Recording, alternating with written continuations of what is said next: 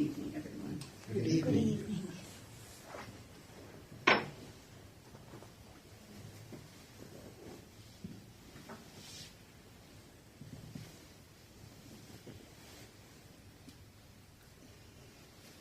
So,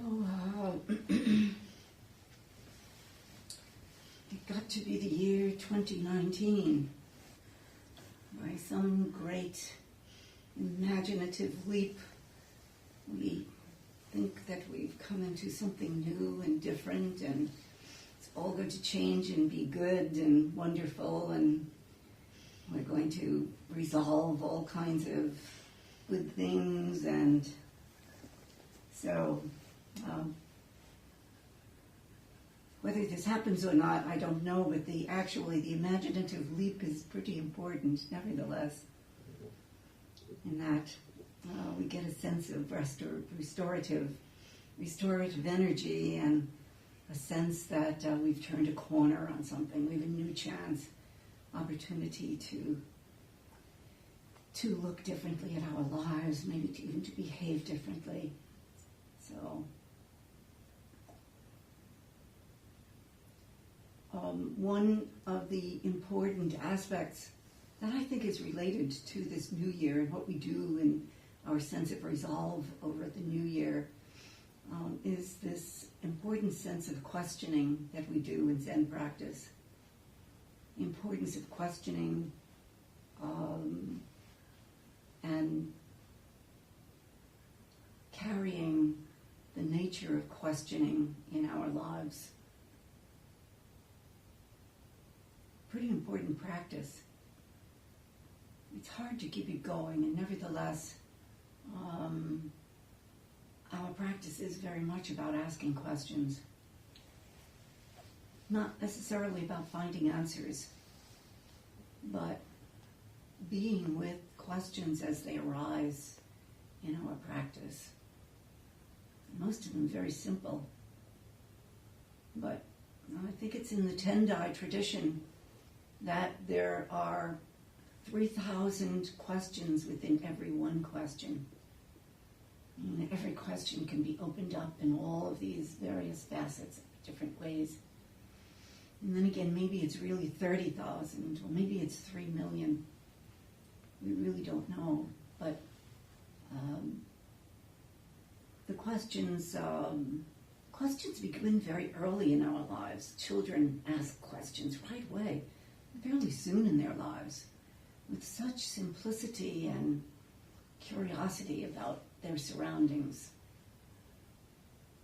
Not even, they certainly don't ask, who am I, or what am I doing here? But they say, why is the sky blue? And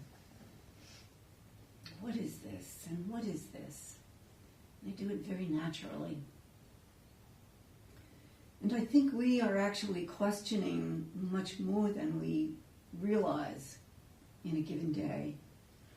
There's something going on underneath that is questioning how we are, what we are doing, how is life going, should I do this, is my life okay, are those close to me okay? And I think we're not especially so aware of it, and yet I think it goes on underneath, on an undercurrent, in a deeper part of our souls. Maybe we're at work and we think, is everything okay at home? Is everything okay with my job? Is my partner okay? This goes on and on. And in our practice, questions arise naturally. And it's in that we deepen. And we allow very simple questions to arise. What is this? What is it right now? What does it mean to be here right now? Well, in the Heart Sutra that we just chanted, we say, no eyes, ears, nose, tongue, body, mind. And these are the points of consciousness, the consciousness of the eyes, and consciousness, eyes, ears, the consciousness of sound, the consciousness of smell, the consciousness of taste, the consciousness of touch, and then there's the consciousness of mind. And then there is the consciousness of the whole body. And then there's the consciousness of discrimination, the consciousness of the way in which we separate ourselves from experience.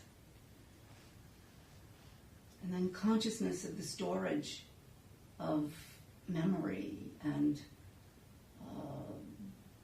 experience. All of these are particular awarenesses that when we sit zazen, this next consciousness, a particular consciousness is zazen, in which they all come together in a kind of consciousness that we can't exactly name. What is zazen?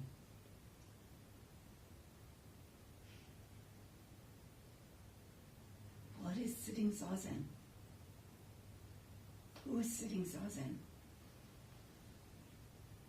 How do I sit? How do I be conscious in zazen? Is there a consciousness of zazen that is separate from me? Can I bring all of the wholeness of consciousness to this moment?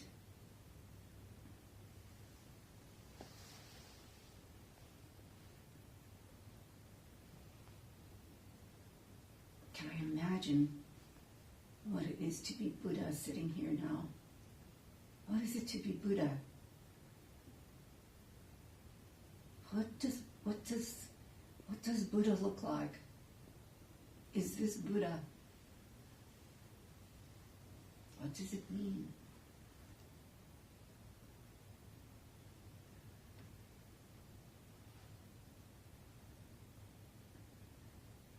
All of these kinds of questions are deeply appropriate to our practice. And you can't answer those exactly. Or at least they're not answered necessarily with words.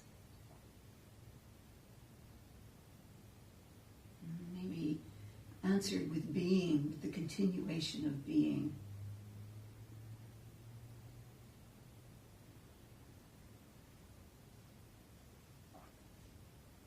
So, the sense of carrying questions is something we do with this turn of the year. Maybe we ask, what is the best resolve that I should bring to my life as the year turns? Mostly they are about resolutions that we make. I'll stop playing the trombone. I refuse to play the trombone this year, coming year. Or I'm going to give up golf. That's one of my resolves this year.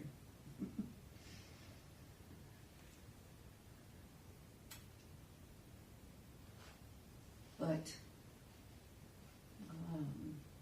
these other questions that we can allow to arise in zazen are of the deepening kind, maybe even the more urgent kind, because they shape our consciousness, they shape the consciousness of zazen.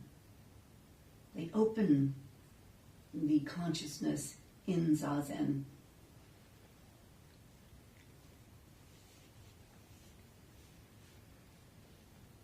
And lead us to see more deeply and widely as we hover in this space, this sort of spacecraft that we are traveling in this body.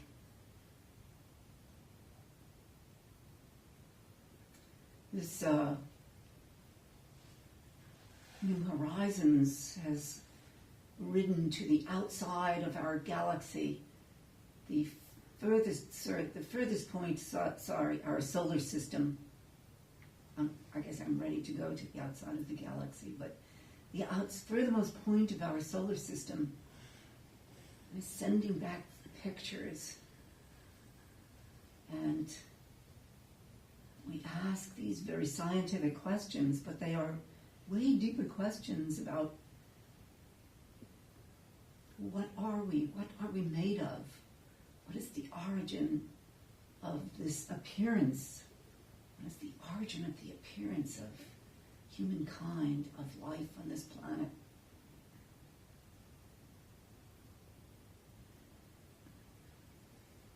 Somehow the questions that we ask in Zazen like that. What is the origin of this life? What is this life doing? What is this life meaning?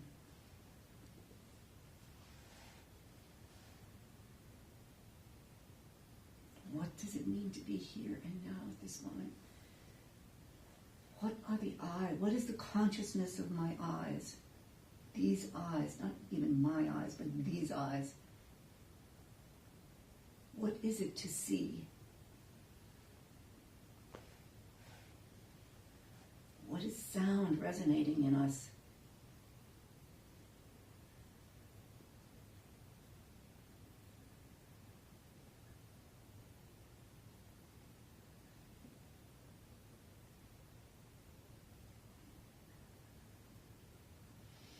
So this kind of quality of practice, we can renew ourselves then as we come into this year to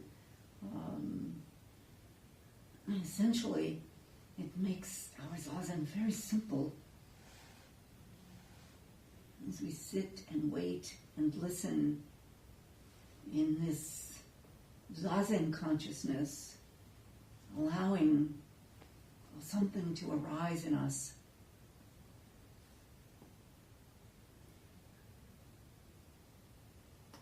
Allowing this way of not thinking. It's very hard to say what Zazen consciousness is. Not thinking is not exactly it.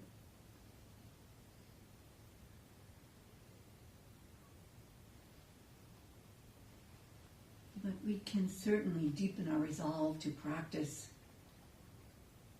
to allow Zazen to shape our lives in a deeper way, a more profound way, in a way that truly serves our lives, that allows the day a deeper entry into beingness.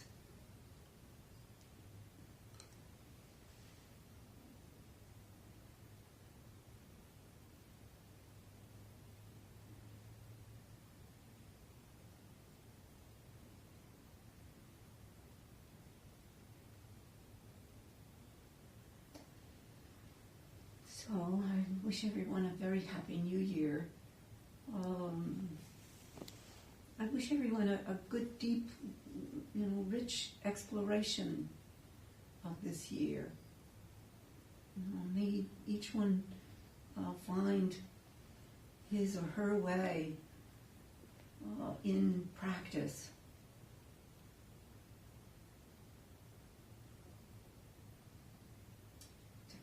Allowing it to be potent and at the forefront.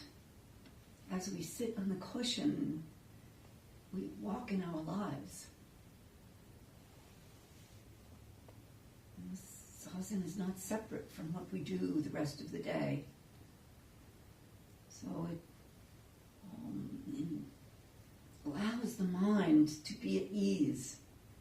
We sit in the morning and we can go about the day without concern because we've taken care of something very deep and important.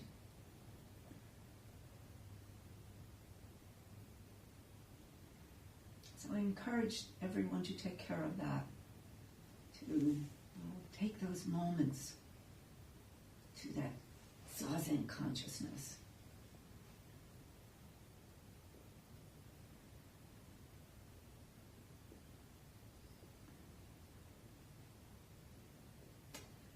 So that's what I have for tonight.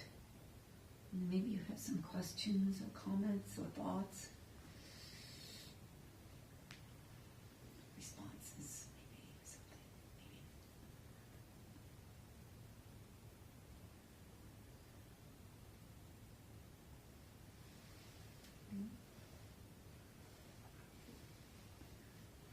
like to ask a question is sort of like to really live. Mm-hmm. But do you feel that there are ever answers? Do you think that we will ever answer what Zazen is? Mm-mm. Mm-mm. I don't think it's meant to be answered. I think the kinds of questions we're talking about are not meant to be answered. The richness is the question, isn't it? I mean, to be able to ask the question is the hardest part. The answer is quite simple. It comes right behind the question. The kinds of questions we're talking about are really not meant to. The question is meant to be lived. The question is meant to be held and explored. I mean, to say, what is it to be here? Well, how can you answer that? Because it's not. I mean, what does it mean to be here at this moment? As soon as you answered, it's not this moment anymore.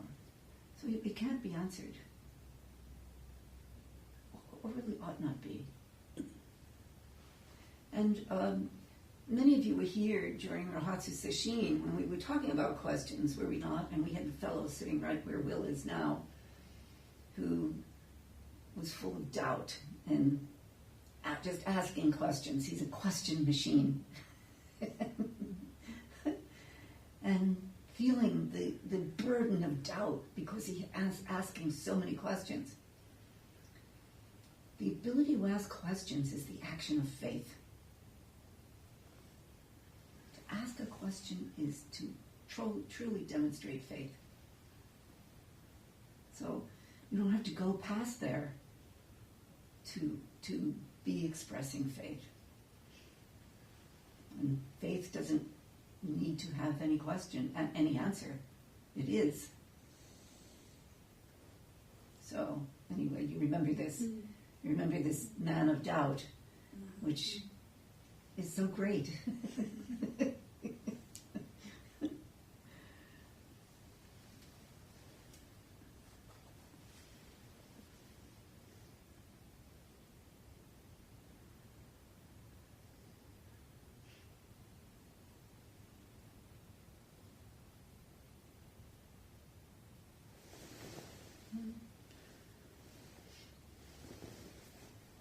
It occurred to me when you said that the questions are already there underneath. I mean, and how true it is, and that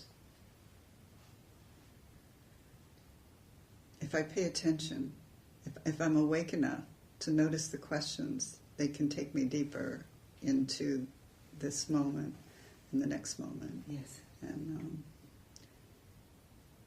I mean, it's a valuable way to practice, I think, instead of just going through the motions and going unconscious. Mm. Yeah.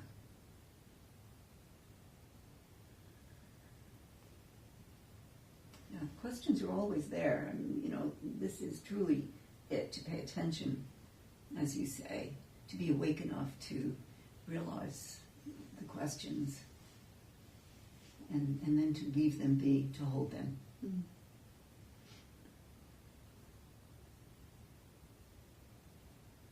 Well, they often open up other questions, like you said. Well, there are 3,000 in each one of them.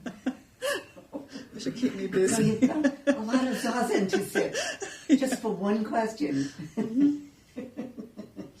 Through all of the facets of the question.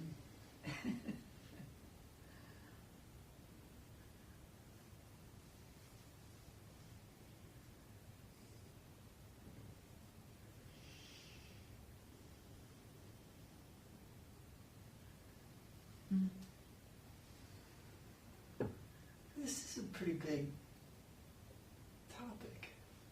Yes. And as I hear it, it seems obvious, but as I reflect on it, it is, I think, hugely paradoxical too, in that so much of the Zen tradition is to look at the discriminating mind itself and how it is the rational mind that causes so many problems. And so I feel like there's that whole side of this too. Mm-hmm. So are you talking about the consciousness of the discriminating mind as being one of those facets that you can look at? Is that what you mean? I mean, the mind consciousness sees the mind of discrimination.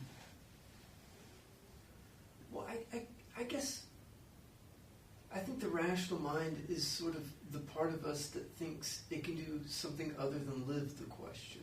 Mm. Like there is some resolution outside of Yeah. experience itself. That there is an outside experience itself. Mm. But there's not. There's just experience. But then I do think that then there are those two different kinds of questions. There's like those experiential ones that we live, like the deep koans. Mm-hmm.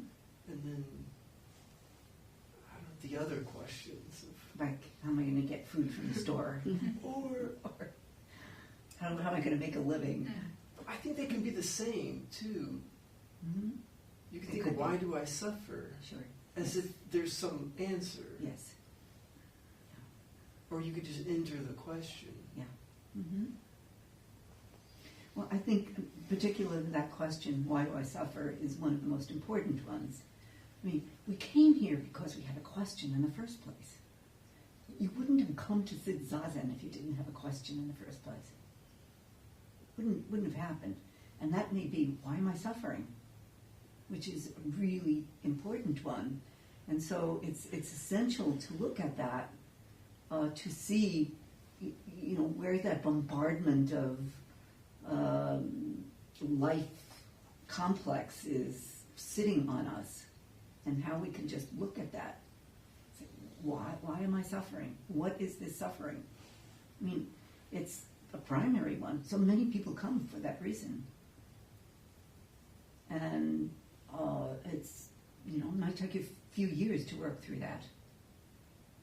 And there's not an answer that you say to that, but there is a way to go. As opposed to, I'm going to get a new car and that will be the end of my suffering, or something like that. Or I'll get this job and that will be the end of my suffering. It isn't like that. It's that we see the suffering and then we see how to go.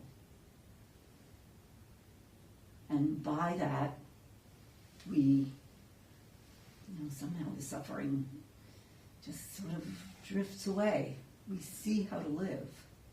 And we answer that by our action, by our going and doing. And by seeing into the suffering itself, we allow it to dissolve. So it is a really primary question.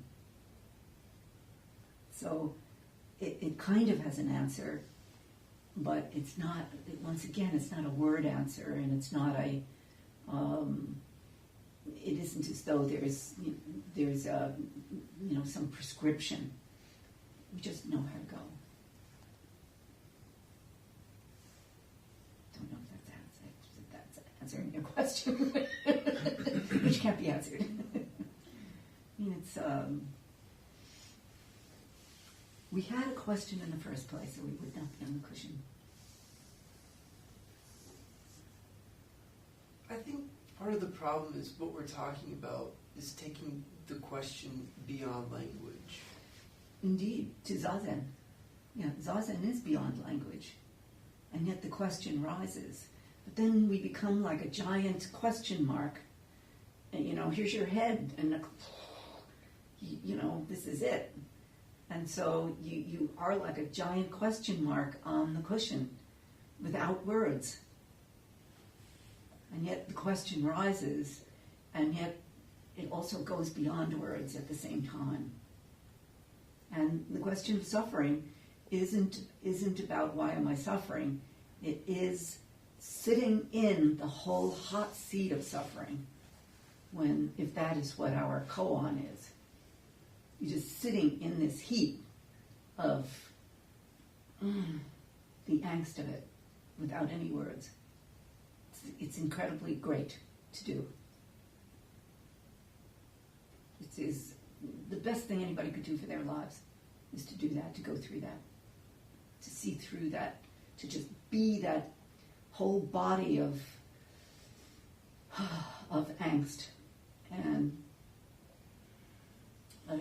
let it work its way out via Zazen. So, if you know a better way, let me know. Okay. But there is no better way. I don't think so. Yes, Amir. So the giant question mark sitting on the cushion, Yeah. and I agree with Will that this is a big topic, but the giant question mark sitting on the cushion eventually gets you to an ultimate question of, well, who's asking the question? I'm not sure that is so in Zazen, because there's nobody there. Precisely. Who's asking the question? It's just the question. Yeah. There's No. nobody there. I'm sorry. Yeah, I mean, okay. you yourself are asking. Who am I? Who Who is asking the question? asking the question? I want to say that I don't think that's the case, Okay. because there is no body in Zazen. So that question needn't arise. It is so deep a matter that it isn't a question of the separation of who is observing. The observer disappears. So that one just is the body of that question. And in that, Zazen is completely pure and completely Zazen. Because when we say Zazen, there's nobody there.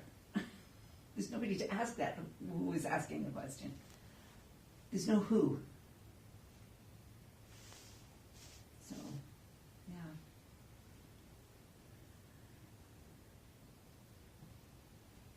Yes, Holly. So, I'm thinking about the whole concept of questions and answers and like guiding principles. And I'm thinking, how do the precepts tie in with asking questions? Because it seems like there's a lot of like relativism. Like there's not, like we're talking about formlessness, which I get. I'm just wondering how the precepts and like the guiding principles, tie into like truth and answers. Well, the precepts came about because we're so bad. Because, we can't say that everybody has evolved. But, I mean, when we talk about pure Zazen, there is no such thing as good or evil in the action of Zazen. Those opposites are not there. So the question of what is right action or wrong action is not in that. And this understanding in Buddhism is very dangerous because we think in that absolute we can do whatever we want. But we are in the relative world. And because we are in the relative world, there are these guide points of relatedness to one another. Precepts are all about relationship, not harming one another. So they are there. But if we are truly living in a conscious way, we aren't thinking, oh, am I keeping the precepts now? Because one is living so consciously that there is no accumulation of karma, and there is only living. There's only direct living.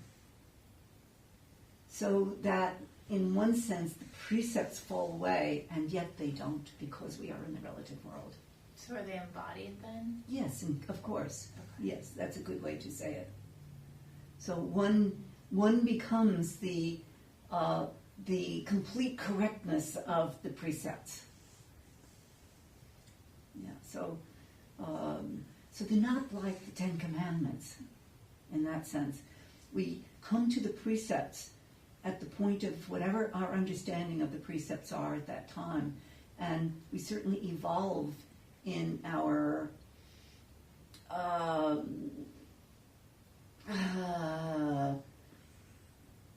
life presence in being. I mean, I think that is evolutionary in us.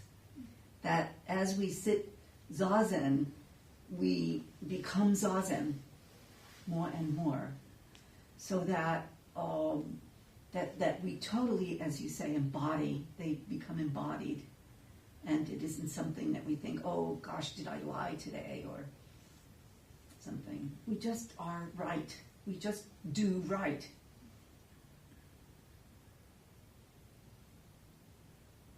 But that we have to understand the danger in that for people who don't understand that, or people who are not practicing, who think, okay, I could do whatever I want because there's no right or wrong in the absolute.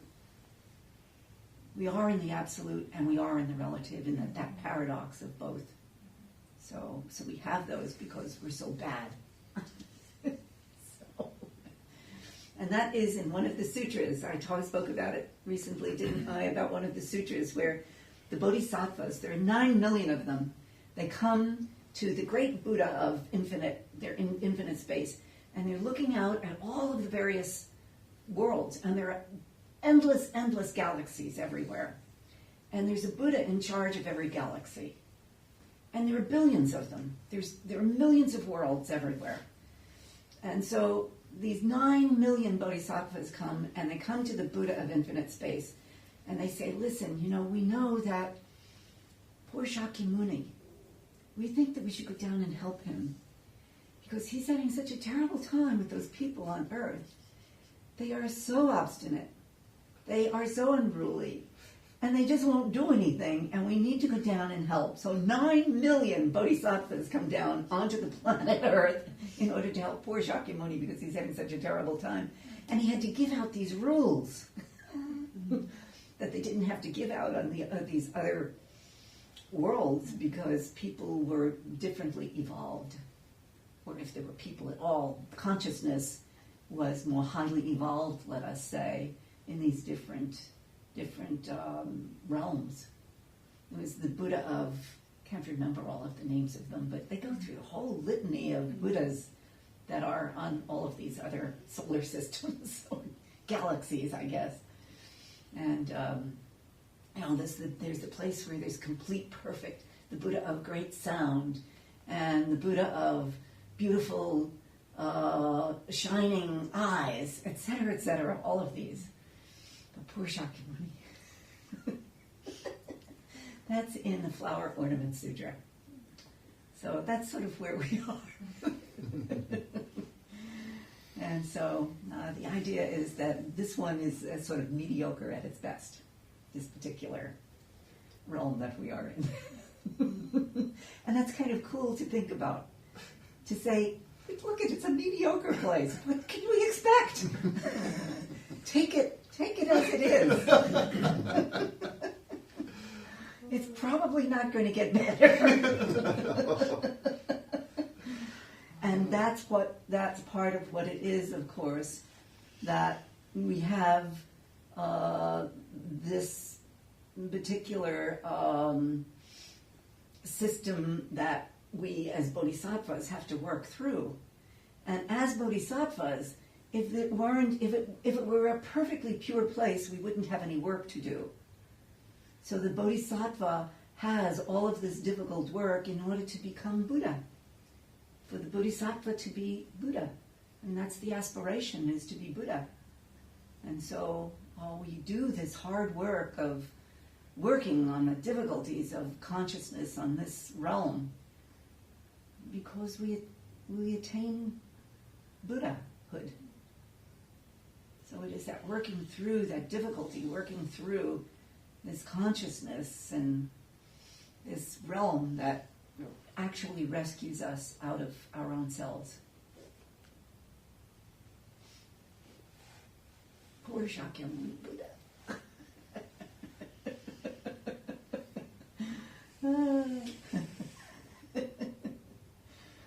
But what I liked was when I read that, it had to do with, I talked about it a little while ago at another talk, that I was reading this book, Why Does the World Exist? And there was this philosopher in Canada who believed that there were these other worlds, and that if an infinite mind created this world at all, why wouldn't an infinite mind have created many other worlds that are beyond this one. Because infinite mind might see, well, this isn't not quite what I had in mind. Let me try it again. Let's try looking this way. Just as we look at with questions and we look at different facets, to say that there's one question and there are 3,000 questions within one question, there may be 3,000 galaxies of life working its way along in, I mean, we can't imagine such a thing, and yet we can.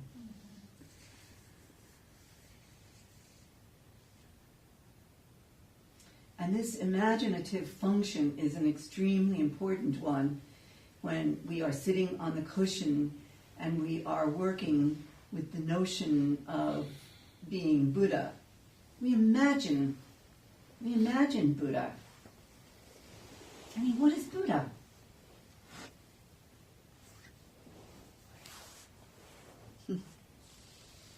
Buddha resides in the imagination.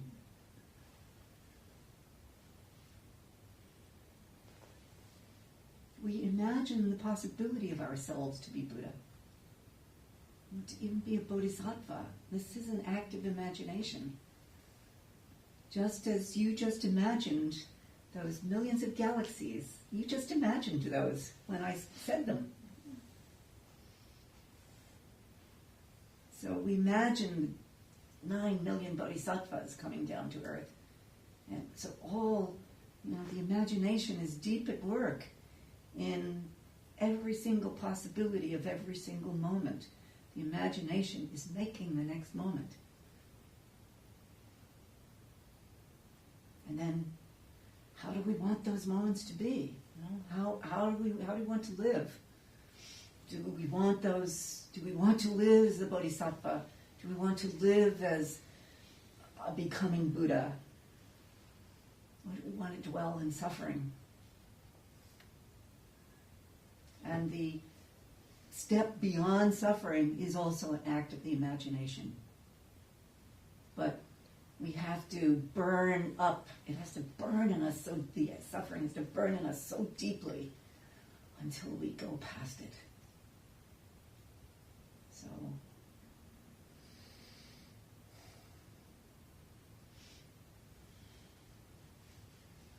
that's the work of Zazen. Burn yourself up on the cushion. Burn up that suffering on the cushion. Burn it out. Edo-san, is the burning really what we're burning up is our attachment to self? Mm-hmm. Yeah. I mean, yeah. Mm-hmm. Burn it. Just go on fire. Hair on fire. Burn it out. And perhaps that's the paradox, because the process of being a self never ends. Yeah, and it wasn't there in the first place, in a sense. Mm.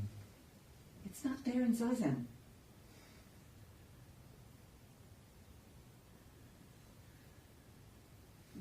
Zazen is no self.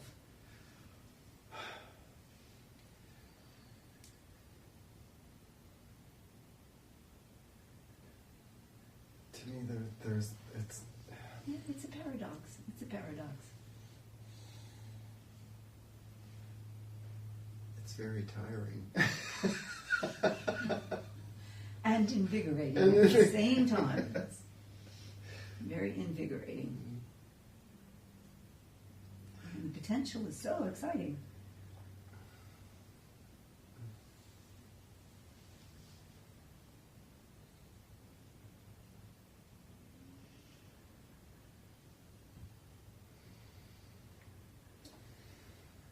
Okay? It's all so simple, isn't it? Happy New Year! Happy New Year!